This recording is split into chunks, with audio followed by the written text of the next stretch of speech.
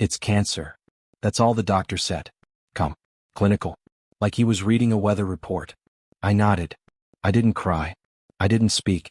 I just sat there, 72 years old, hands folded in my lap, feeling the edges of my life contract inward like a collapsing tent.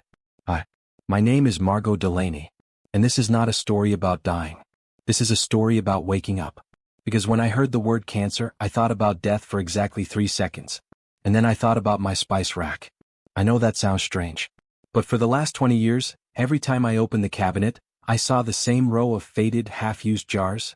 Paprika from 2003, cinnamon I never replaced, oregano I never liked. I always meant to clean it out. I never did. And for some reason, sitting there in that cold room with fluorescent lights humming overhead, I realized my life looked exactly like that spice rack. Cluttered and used, left on autopilot for far too long. I had done all the things I was supposed to do. I raised kids, supported my husband, volunteered, sent birthday cards. I was polite, predictable, pleasant, but I hadn't lived. Not wildly, not bravely, not on purpose. So I made a decision. Right there in the oncology wing. While the nurse was printing pamphlets about treatment options, and my son was texting his wife, and the world spun forward like nothing had changed, I decided not to just survive this.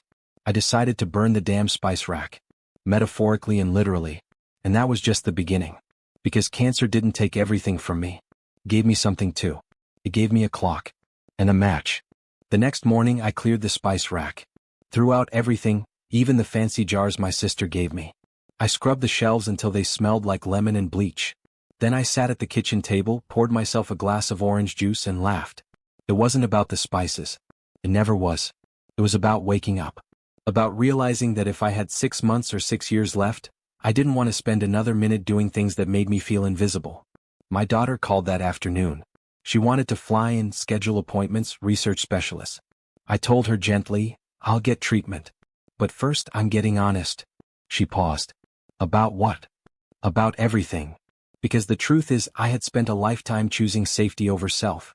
I stayed in a marriage that shrunk me. Not cruel, just cold. I let friendships fade because I didn't want to make things awkward. I wore beige sweaters, bit my tongue, baked casseroles, and apologized when people bumped into me. I was tired of apologizing for taking up space. That night I made a list. Things I still want before I go. Not a bucket list. Not skydiving or climbing mountains. I wanted things that felt like me. Things I had silenced. Soft things. Brave things. The first item? Sing in front of someone. I hadn't sung in years. Not since college. Not even in the shower. But I wrote it down. And the next morning, I took out the guitar I hadn't touched in 30 years. I tuned it slowly. Fingers stiff. Voice shaking. And I began. Not for a crowd. Not for approval.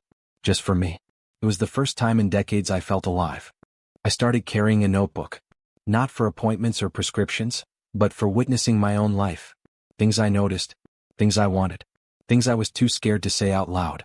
On page 3 I wrote, "Stop asking for permission." I had spent decades waiting. To buy the red dress. To speak my opinion without softening it. To be bold, not just agreeable. But cancer, it strips things away. Ego. Excuses. Waiting. And I started saying yes to things that once made me nervous. When a neighbor invited me to a local improv night, I went. I stood on stage. My knees trembled. But I said my line, badly, and the audience laughed anyway. When a young woman at the grocery store complimented my silver hair, I said, "Thank you." I earned every strand. I stopped hiding. And slowly something shifted. People started treating me differently. Not as someone fragile or sweet or background noise, but as someone awake. I had spent so long being reliable, I forgot how to be visible. And I began to realize something powerful. Cancer didn't make me brave. It just reminded me I already was. One morning, I caught my reflection brushing my teeth. Hair half wild, robe slipping off my shoulder, circles under my eyes. But I smiled. I looked alive. More alive than I had in years. Not because I was healed, but because I was finally choosing how to live, not just reactively surviving it. Next on the list? I circled it in pen. Call Claire. I hadn't spoken to my sister in 12 years. We had a falling out over something stupid. And suddenly, I couldn't remember what mattered more, the pride or the possibility of one more conversation. Claire answered on the third ring. There was a pause. A long one. Like we both forgot how to speak to each other. Finally she said, "Well, I didn't expect this. I got cancer," I said bluntly. "Stage 2. Started treatment last week." Another pause. Then softer, "I'm sorry." "I know," I whispered. "Me too. For more than just that." And just like that, the silence between us cracked. We talked for an hour. About nothing at first. Weather, her new garden, the dog she adopted. Then about Dad. About how we both grieved him differently and never talked about it. How that grief turned into blame. And how blame turned into stubborn silence. I told her I didn't want to leave this earth without us finding our way back. She cried. So did I. And then she said the one thing I didn't expect. "Come visit." She lived 3 states away. I hadn't traveled in years. But I said yes. 3 days later, I was on a train, notebook in my lap, feeling like a teenager heading somewhere unknown. When she opened the door, I almost didn't recognize her. We'd both aged, but her eyes, they were still Claire. Sharp and soft at the same time. She made tea. We sat on her porch wrapped in blankets, speaking gently, then louder, then laughing too much. It was messy and healing and necessary. And I realized, reconciliation is not about forgetting the past. It's about choosing love over being right. I added a new line to my notebook that night. Choose the living whenever possible. That meant forgiveness. That meant now. That meant everything. Because cancer was reminding me every single day, the clock is ticking. But I still get to decide how I spend it. Chemo started the next week. The first round wasn't terrible. Just a heavy kind of tired. Like walking through molasses with a smile stretched across your face so people wouldn't worry. I wore red lipstick to every appointment. Not because I felt strong, but because I didn't want the nurses to look at me like I was fading. They still did sometimes. But I smiled anyway. I brought my notebook to the infusion room. While the 4 dripped into my arm, I made a new list, not of regrets but of rebellions. Little ways I would not let this disease take more than it already had. Wear ridiculous earrings to treatment. Compliment 3 strangers a week.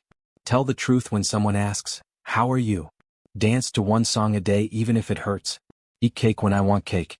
I wrote all of it. And then I wrote this. Joy is an act of defiance. That became my motto. I started documenting my days on a private blog. Just short reflections. Raw, unfiltered, sometimes funny, sometimes devastating. I didn't do it for attention. I did it to witness myself. To say, I was here. And I felt all of it. To my surprise, people started reading it, commenting, sharing their own lists, their own fears, their own secret rebellions. One woman messaged, "You made me buy a guitar again." Another, "I started writing poetry for the first time in 40 years. I cried reading those. Because even as my hair thinned and my body ached, something beautiful was growing, connection.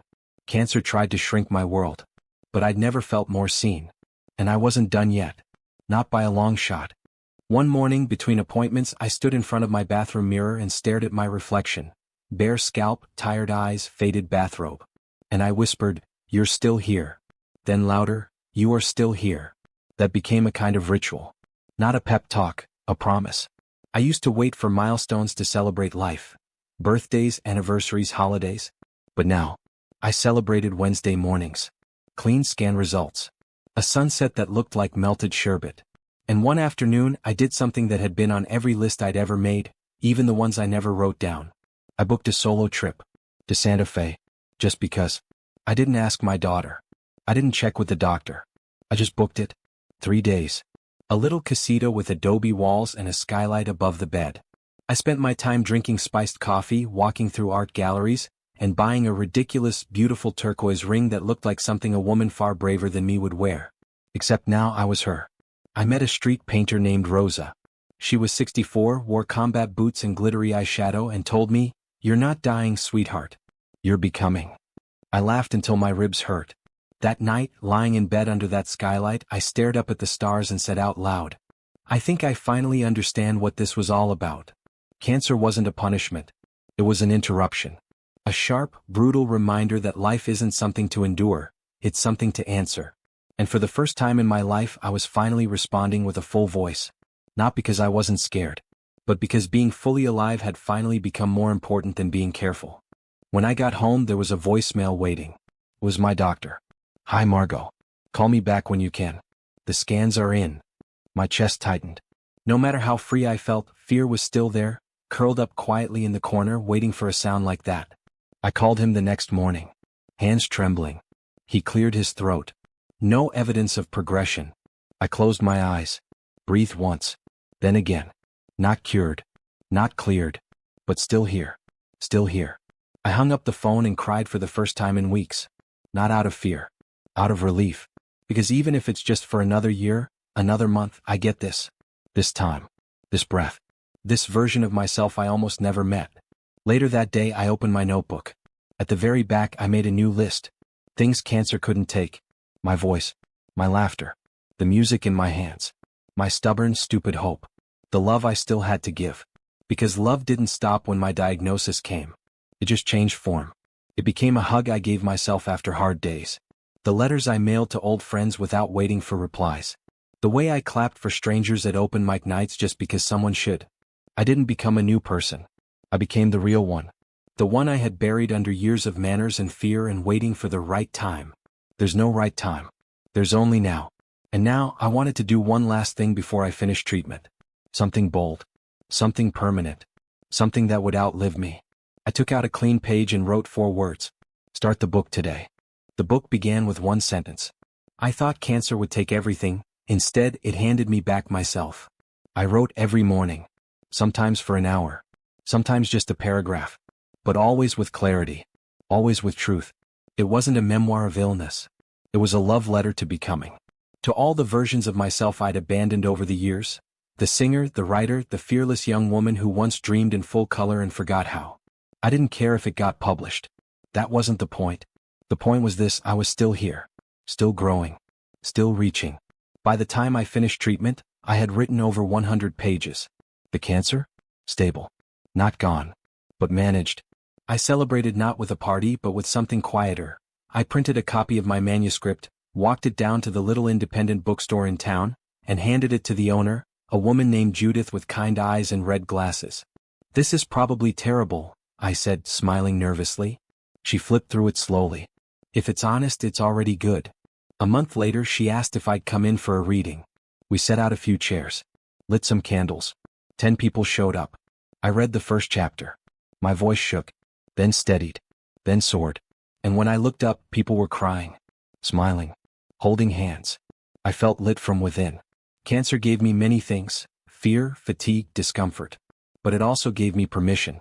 To stop waiting. To stop apologizing. To burn the damn spice rack and start again. And that's what I want you to know. You don't have to get sick to start living. You just have to decide. And you can do that today.